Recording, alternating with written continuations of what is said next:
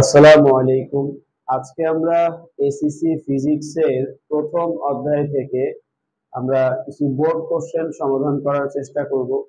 এর মধ্যে প্রথমেই হচ্ছে আমরা রাজশাহী বোর্ড 2024 এই প্রশ্নটা নিয়েছি। রাজশাহী বোর্ড 2024-এ আমাকে একটা উদ্দীপক দিছে। দেন হচ্ছে এই উদ্দীপকের আলোকে আমাদের চারটা প্রশ্ন থাকে। তো যেহেতু আমার এখানে জায়গা কম হবে, এই জন্য আগে কর খর প্রশ্নের উত্তরটা বলবো, তারপরে হচ্ছে গড় ঘ ইনক্লুড করবো। তো ক নম্বর প্রশ্নটা আপনার আছে হচ্ছে মৌলিক রাশি কাকে বলে। তো মৌলিক রাশি আমরা বলি যে সকল রাশি স্বাধীন, নিরপেক্ষ, অন্য কোনো রাশির উপর নির্ভর করে না, তাদেরকে মৌলিক রাশি বলে। তো আমরা যেহেতু প্রথম প্রথম দিক দিয়ে হচ্ছে এই অধ্যায়ের যে সংজ্ঞাগুলো এবং কিছু বেসিক কথাগুলো, এগুলো নিয়ে তো হচ্ছে আমাদের ভিডিও আপলোড করাই আছে। তো এখানে আমি আর সংজ্ঞাটা লিখে দিলাম না, এখানে আমি শুধু বলে যাই মৌলিক রাশি বলা হয় হচ্ছে যে সকল রাশি স্বাধীন, নিরপেক্ষ, অন্য কোনো রাশির উপর নির্ভর করে না, তাদেরকে মৌলিক রাশি বলে। দেন খ নাম্বার প্রশ্নটা আমাকে যেটা করছে যে একটি তারের ব্যাস পরিমাপে স্লাইড ক্যালিপার্স অপেক্ষা স্ক্রু গজটা হচ্ছে অধিকতর গ্রহণযোগ্য। তো এটা আমাকে ব্যাখ্যা করতে বলছে। তো আমাদের একটা স্লাইড ক্যালিপার্স থেকে আসলে একটা স্ক্রু গজ যেটা আছে, এই স্ক্রু গজের আমার দেখা গেল অনেক বেশি সূক্ষ্ম জিনিস পরিমাপ করা যায়। তো সেটা আমরা কিভাবে বুঝবো? দেখেন, একটা ধরলাম যে আমরা এমন একটা স্লাইড ক্যালিপার্স নিলাম, ধরে এমন একটা স্লাইড ক্যালিপার্স, যেই স্লাইড ক্যালিপার্সে হচ্ছে আপনার এই ভার্নিয়ার স্কেলের ভাগ সংখ্যা 10, ভার্নিয়ার স্কেলের ভাগ সংখ্যা এইটা আমরা ধরে নিলাম হচ্ছে 10। তো ভার্নিয়ার স্কেলের ভাগ সংখ্যা ধরলাম হচ্ছে 10, তাহলে সুতরাং এখানে ভার্নিয়ার ধ্রুবকটা কত হবে? তো এই স্লাইড ক্যালিপার্সে ভার্নিয়ার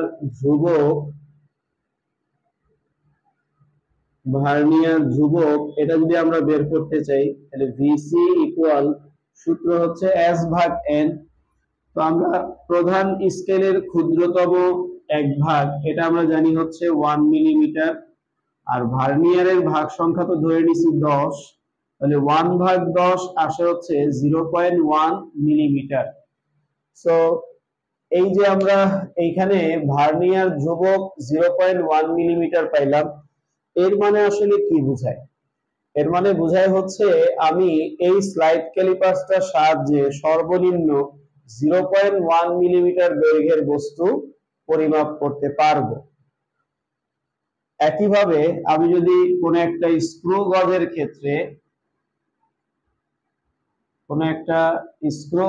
ক্ষেত্রে আমরা বৃত্তাকার স্কেলের ভাগ সংখ্যা ধরলাম 100, বৃত্তাকার স্কেলের ভাগ সংখ্যা এটা আমরা ধরলাম হচ্ছে 100।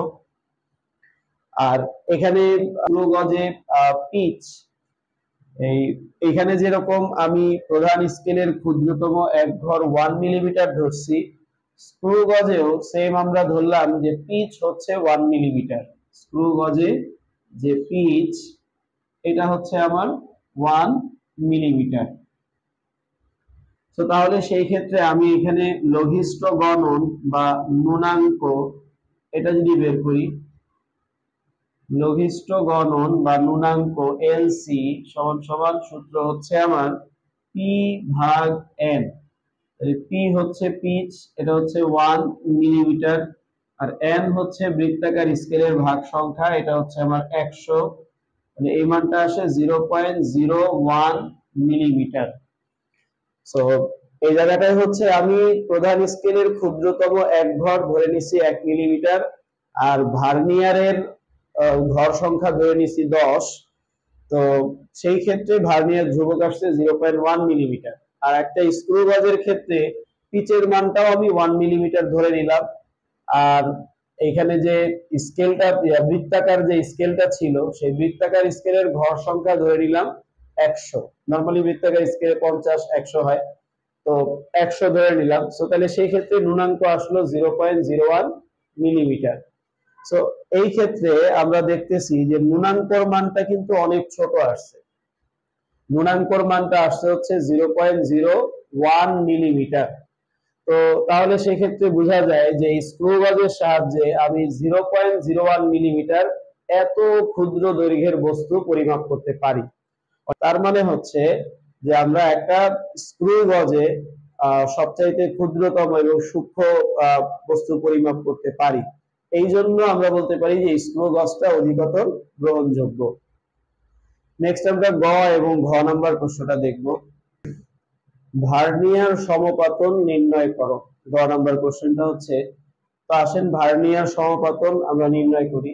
এই ক্ষেত্রে আমার উদ্দীপকে কি কি তথ্য দিচ্ছে সেটা যদি আমরা দেখি।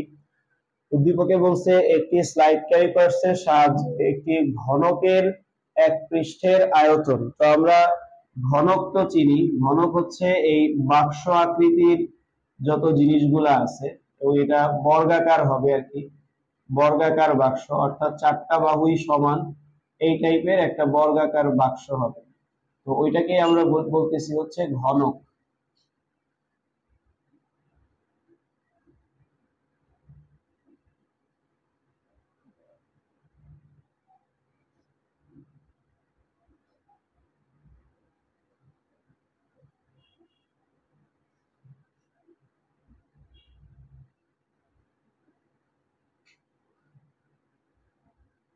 তো আমি জাস্ট কোন রকম আঁকলাম এখানে। তো এই যে এরকম বাক্স টাইপের যে জিনিসগুলো আছে এবং যার চারটা বাহুই সমান থাকবে, এই চারটা সাইডই হচ্ছে সমান থাকবে। আর এখানে একটু 19-20 হয়েছে, আপনি একটু ভালো করে আইকা নিন।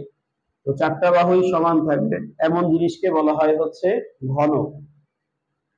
তো ঘনকের নরমালি এই যে দৈর্ঘ্য, তারপর হচ্ছে এই যে প্রস্থ, আর এই যে এটা হচ্ছে আপনার উচ্চতা, এটা অথবা এটা যে কোনো একটা ধরেন। তো দৈর্ঘ্য, প্রস্থ আর হচ্ছে উচ্চতা, এই জিনিসগুলো হচ্ছে সমান থাকে, সেটাকে আমরা বলি হচ্ছে ঘনক। তো একটা ঘনকের আপনার এক পৃষ্ঠের আয়তন পরিমাপ করতে গিয়ে ঘনকের একটা বাহুর দৈর্ঘ্য পাওয়া গেল 6.48 সেন্টিমিটার, যেখানে প্রধান স্কেলের পার্ট দেওয়া আছে এত, আর বলছে ভার্নিয়ার স্কেলের 20 ঘর মূল স্কেলের 19 ঘরের সমান, আর দৈর্ঘ্য পরিমাপে 4% ত্রুটি বিদ্যমান। এই হচ্ছে আমাকে তথ্য দিছে। তো আসেন আমরা এখানে কি কি বিষয় দেওয়া আছে এগুলা যদি আগে উঠাই। আমার এখানে দেওয়া আছে এই ঘনকের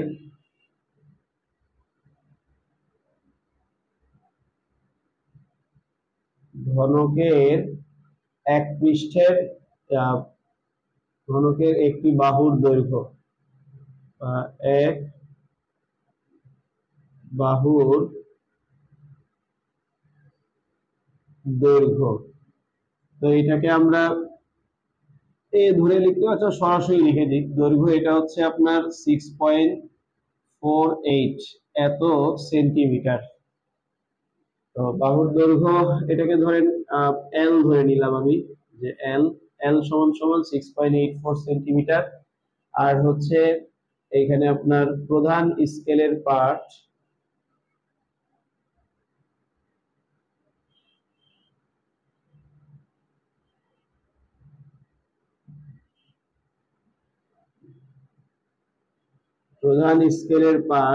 এম দ্বারা প্রকাশ করলাম।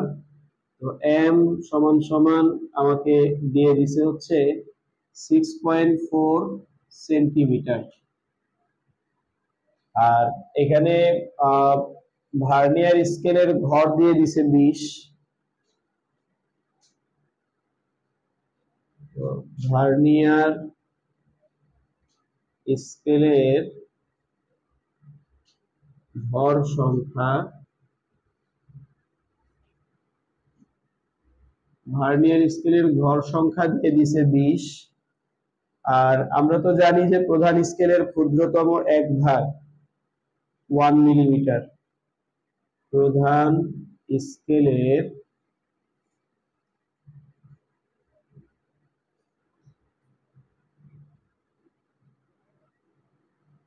স্কেলের ক্ষুদ্রতম এক ভর, এটাকে আমরা এস দ্বারা প্রকাশ করলাম। এটা তো সবসময় আমার 1 মিলিমিটার। আর ভার্নিয়ার স্কেলের ভর সংখ্যা, এটাকে আমি ধরেন এন দ্বারা প্রকাশ করলাম, এন, এটা ছিল হচ্ছে আপনার 20। তাহলে সুতরাং এখানে আমরা ভার্নিয়ার ধ্রুবক, এটা যদি একটু বের করি,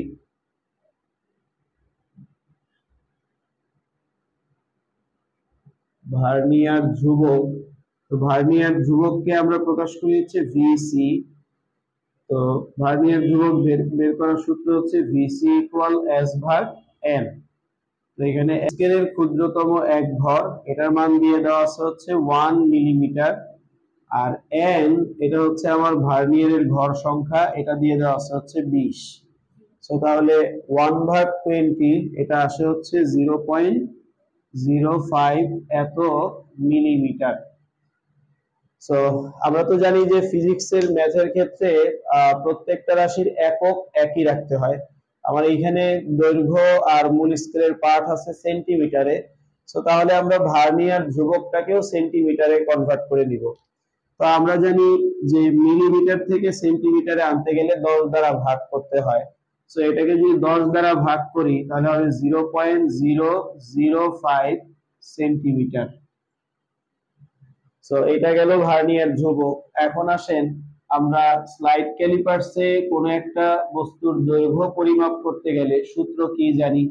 সো আমরা জানি L equal m plus V into VC.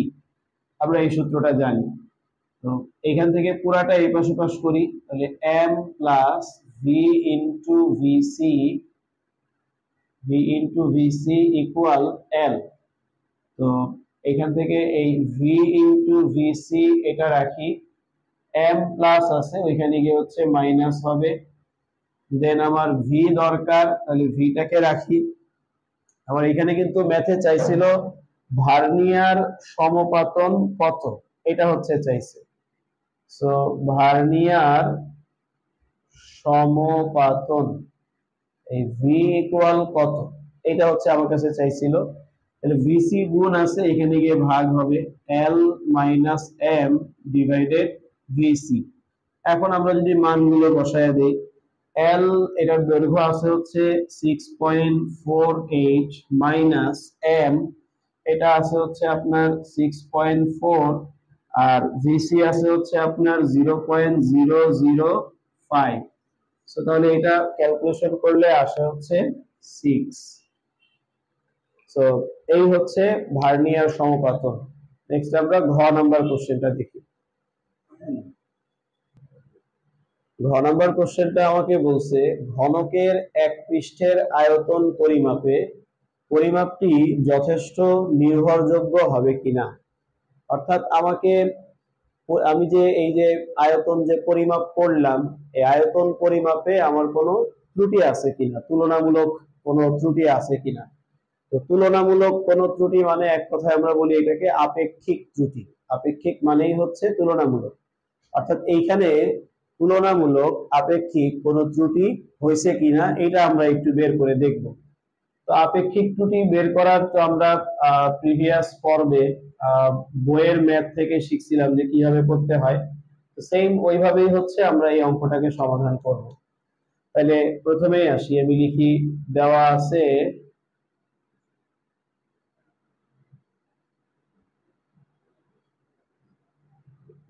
আছে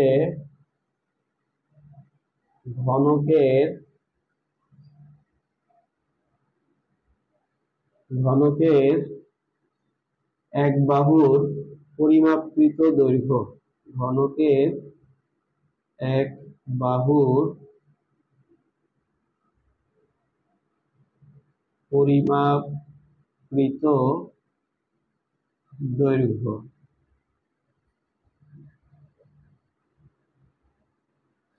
তো আমার পরিমাপকৃত দৈর্ঘ্যটা দিয়ে দেওয়া আছে 6.48 সেন্টিমিটার, 6.48 0.48 এত সেন্টিমিটার। তাহলে সুতরাং ঘনকের পরিমাপকৃত আয়তনটা কত হবে? যদি আমরা আয়তনটা বের করি, তাহলে ঘনকটির পরিমাপকৃত আয়তন, তো আমরা ঘনকের আয়তনের সূত্র তো জানি, বাহু কিউব, অর্থাৎ এইখানে যে বাহুটা পাইলাম 6.48, এটাকে আমরা কিউব করব, 6.48 সেন্টিমিটার, এটাকে আমরা কিউব করব। এটাকে কিউব করলে আসে হচ্ছে 272.097। সাতের পরে কোনো বড় মান আছে? হ্যাঁ, 0.9792, 0.9792 দিয়ে আমি এত নিলাম না, 0.98 এত সেন্টিমিটার কিউব হিসেবে রাখলাম।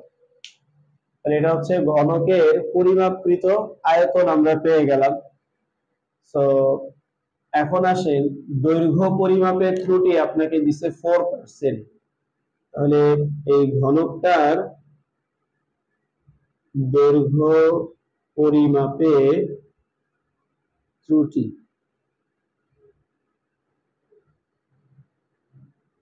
তো দৈর্ঘ্য পরিমাপে ত্রুটি আছে হচ্ছে 4%। তো তারা দৈর্ঘ্য পাইছিল কত? দৈর্ঘ্য পাইছিল হচ্ছে 6.48।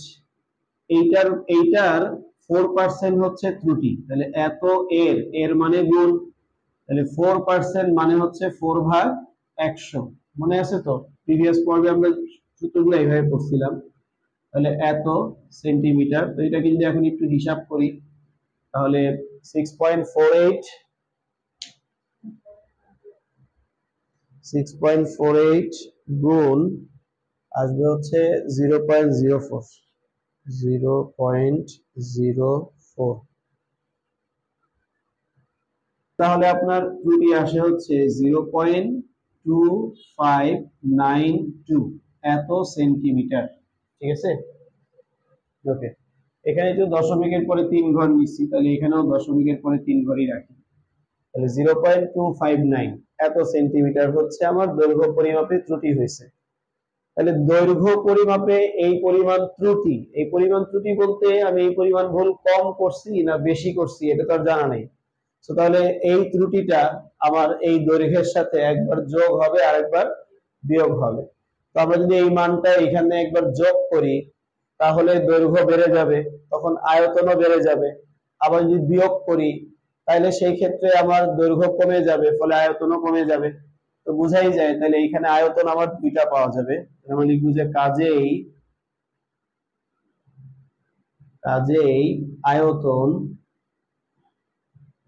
আয়তন আমরা দুইটা পাবো, একটা হচ্ছে কম আর একটা পাবো বেশি,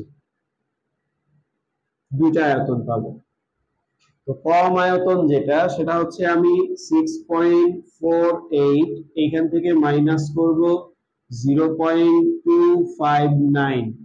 তো বাহুকে কিউব করব, বাহুকে কিউব করলে হচ্ছে আমার আয়তন বের হয়, তাহলে এত সেন্টিমিটার কিউব। তো দেখেন এটা কত আসে, তাহলে এটা আসে হচ্ছে আপনার 240.75। 7 পরের ঘরে যেহেতু 5-এর বড়, তাহলে 1 যোগ করে নিলাম, এত সেন্টিমিটার কিউব। একইভাবে আপনার বেশিটা যেটা, এটার ক্ষেত্রে যদি আমরা চিন্তা করি তাহলে 6.48 প্লাস 0.259 দেন হচ্ছে আমরা এটাকে কিউব করব, তাহলে এত সেন্টিমিটার কিউব। তো তাহলে কত আসে? 306.073, তাহলে এত সেন্টিমিটার কিউব। সো এই হচ্ছে আমরা আয়তন গুলা হচ্ছে বের করে নিলাম। তো এখন আসেন আমরা চূড়ান্ত ত্রুটি বের করব, চূড়ান্ত ত্রুটি।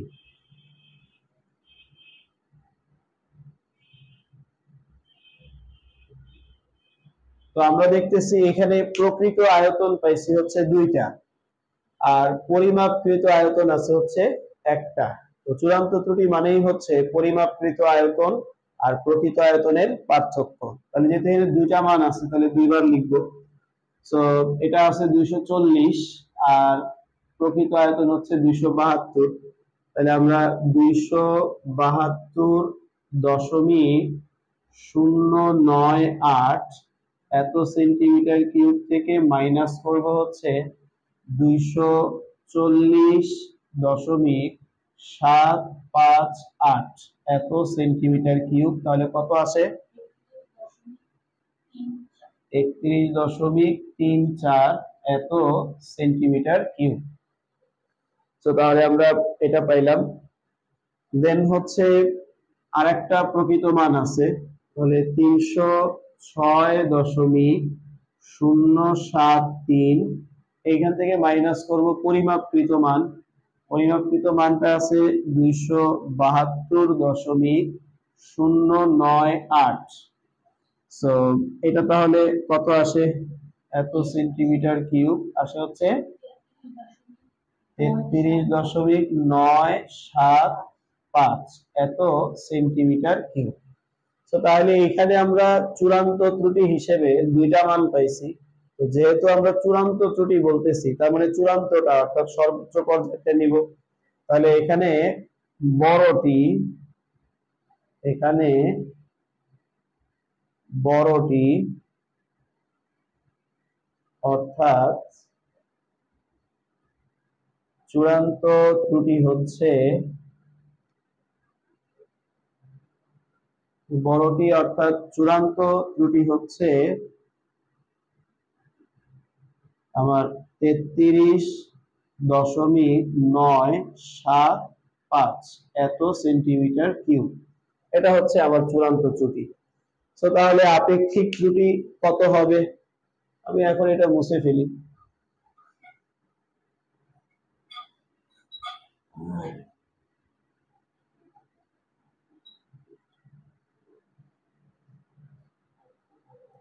তো তাহলে আমার আপেক্ষিক ত্রুটি আসতেছে